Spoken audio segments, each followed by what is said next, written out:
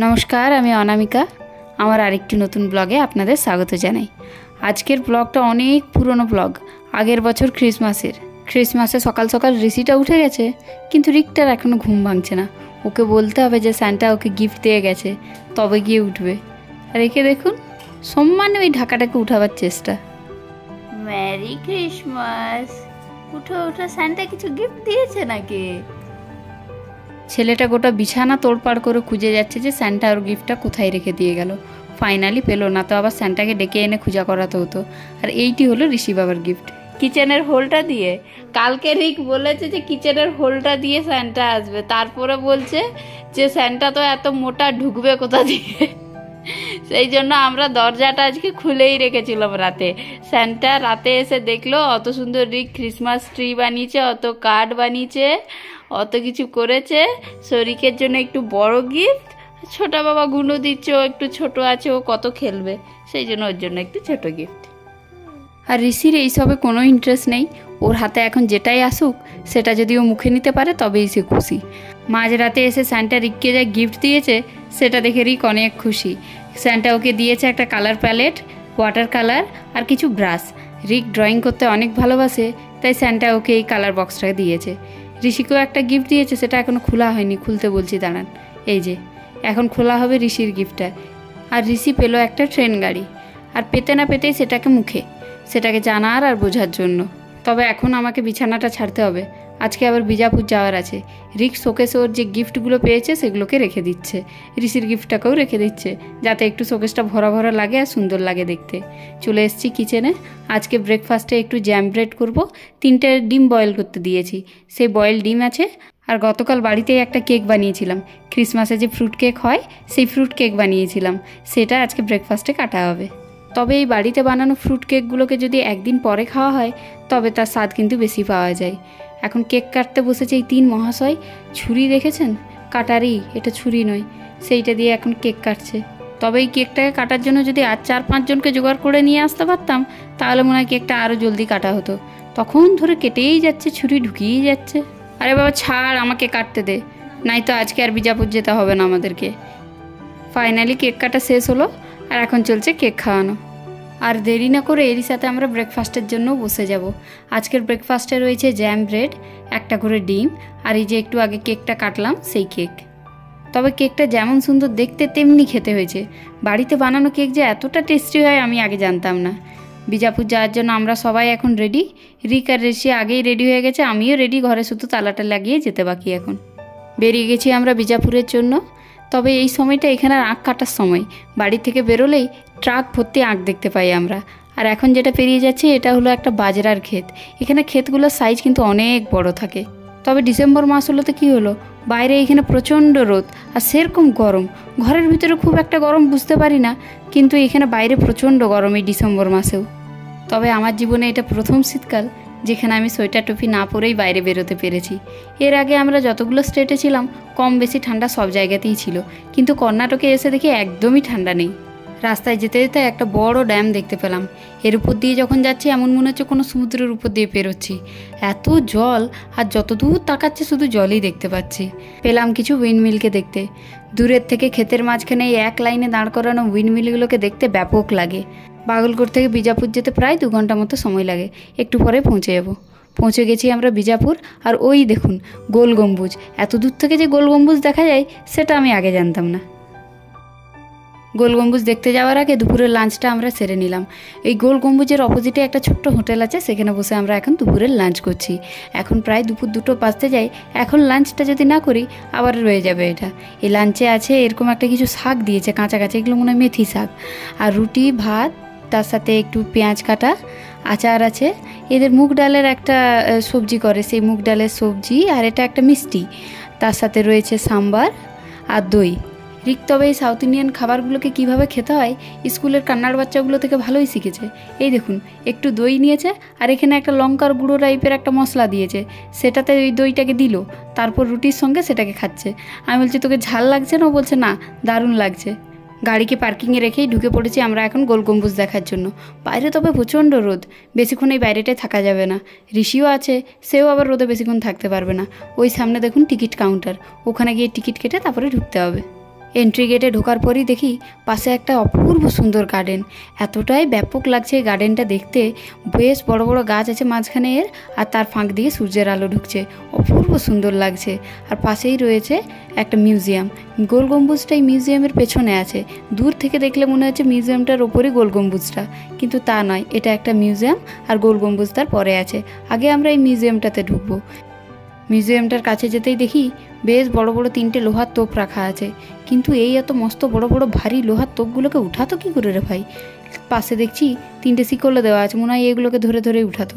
আমরা এখন মিউজিয়ামের ভেতরে ঢুকছি। ঢুকেই দেখি এখানে বিভিন্ন ধরনের মূর্তি রাখা আছে, তবে এর ভিতরে ক্যামেরা অ্যালাউ নেই, সেই জন্য ফোনটিকে বন্ধ করতে হলো। বেরিয়ে গেছি আমরা মিউজিয়াম থেকে। এখন আমরা যাব গোল গম্বুজ দেখতে। চারিদিকটা দেখছি বেশ সুন্দর গার্ডেনিং করা আছে এর। সেখানে আবার অনেক লোক বসেও আছে যাদের এই গোল গম্বুজ দেখা হয়ে গেছে, কিন্তু আমাদের তো বসার টাইম নেই, এখন যেতে হবে এই গোল গম্বুজ দেখতে। কি অপূর্ব সুন্দর আর কত বড় গম্বুজটা দেখেছেন? মিউজিয়ামটার পাশ দিয়ে যাওয়ার সময় আমি আবার একটু দাঁড়িয়ে গেলাম এই মিউজিয়ামটা কত উঁচু সেটাকে দেখার জন্য। দেখে তো আমি অবাক। তখনকার দিনে ভারতীয় কারিগরদের কারিগরি দেখে আমি সত্যিই অবাক হয়ে গেছি। চলুন এবার যা যাক গোল গম্বুজের দিকে। রিক আর পশুপতি আগে এগিয়ে গেছে, আমি পিছনে রয়ে গেছি। তবে খুব একটা পিছনে রয়ে গেলে আজকের দিনে এত ভিড় রয়েছে যে আমি খুঁজে পাবো না, সেই জন্য একটু জলদি জলদি যেতে হবে। ঢুকেই এই গোল গম্বুজের সাইজ দেখে আমি অবাক। কোনো দিকটাই আমি একবারে দেখতে পাচ্ছি না, না নিচের দিকটা না উপর দিকটা। দেখতে হলে আগে হয়তো নিচের দিকটা দেখে উপর দিকটা দেখতে হচ্ছে, না হয় পাশের দিকটা দেখে অন্য দিকটা আবার দেখতে হচ্ছে। এতটাই বিশাল এই গোল গম্বুজ, আপনারা নিজের চোখে না দেখলে এটা বিশ্বাসই করতে পারবে না। আর ব্যাপক সুন্দর ভারতীয় কারিগরি। এই গোল গম্বুজে ঢোকার জন্য জুতোগুলো বাইরেই খুলে ঢুকতে হবে, সেই জন্য রিক আর পশুপতি একটা সেফ জায়গা খুঁজছে। আজকের দিনে যা ভিড়, যদি জুতো টুতো হারিয়ে যায় গোটা রাস্তা খালি পেয়ে যেতে হবে।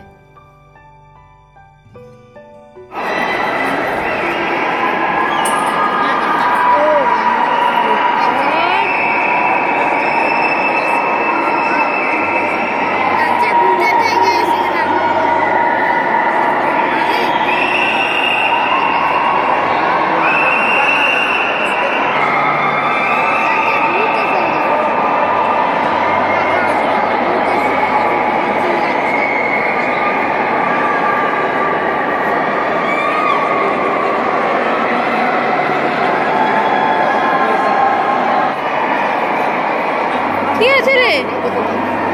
হ্যাঁ,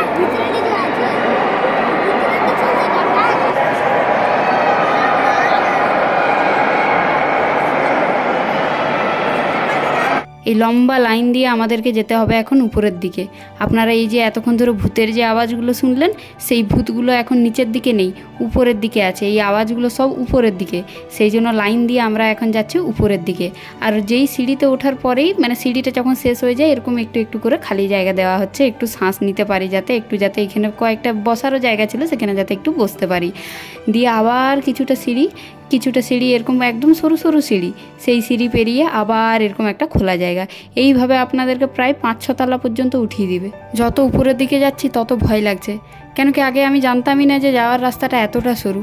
এটা শুধু ওয়ান ওয়ে, আপনার যদি মাঝখানে কোনো অসুবিধা হয় ব্যাক আসা কিন্তু ভারী একটা সংকটের বিষয়। এক্সিটের রাস্তাটা অন্যদিকে।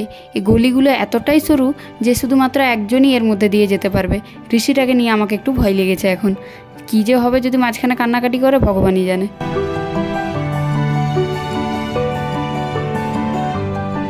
চলে এসেছি আমরা এখন উপরে, কিন্তু অন্ধকার থেকে আলোতে এলে আমাদের চোখগুলো যেমন হয়, ক্যামেরাটারও ঠিক একই অবস্থা হয়েছে। ভারতীয় কারিগরির অপূর্ব নমুনা আপনারা এখানে দেখতে পাবেন।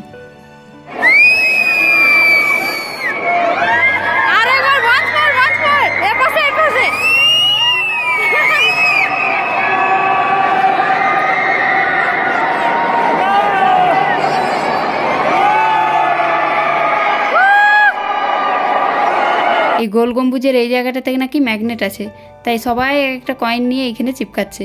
রিকো একটা হাতে কয়েন নিয়ে গেছে চিপকানোর জন্য। তবে আমি এখন আপনাদেরকে একটা ভয়াবহ দৃশ্য দেখাতে চলেছি।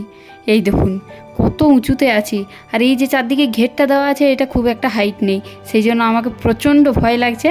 আমি সামনের থেকে যতটা আপনারা দেখতে পাচ্ছেন অতটা পাচ্ছি না চোখ দিয়ে, শুধু ফোনটাকে আগের দিকে নিয়ে গেছি। রিকো নিচের দিকে তাকিয়ে একটু দেখতে চাইছে, কিন্তু তার ভয় প্রচণ্ড। ও চাইছে ওর বাবা আগে যাক, তার পেছনে আমি থাকবো।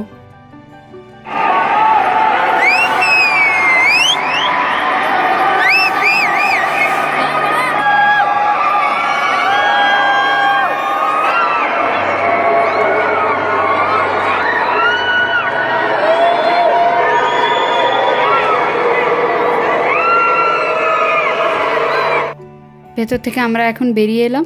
আর এই সানসেটের সময় বিজাপুর শহরটাকে দেখতে এতটাই ব্যাপক লাগছে, এমন মনে হচ্ছে সেই স্বর্গের শহর। আর ওই দূরে দেখুন সানসেট হতে চলেছে, সময়ও হয়ে এসছে, এখন প্রায় 6টা বাজতে যায়।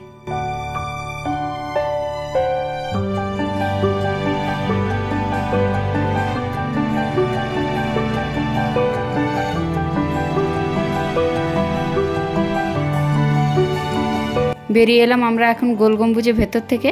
আর বেরোনোর পরেই রিক আবার উপর দিকে তাকিয়ে দেখে যে ও একটু আগে কত উপরে উঠেছিল।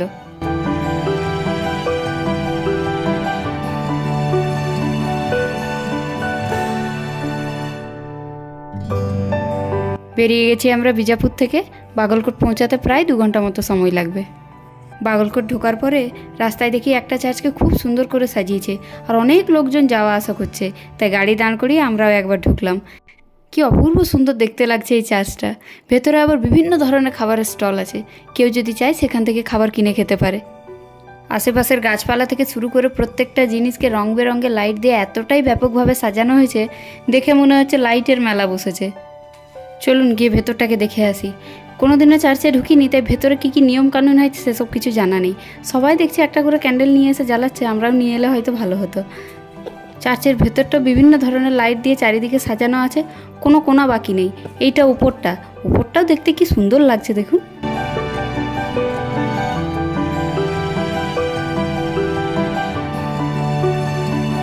চার্চের বাইরে এক জায়গায় বেরিয়ে এসে দেখি এরকম গ্রাম বানানো আছে, যেখানে যীশু খ্রিস্টের জন্ম হচ্ছে।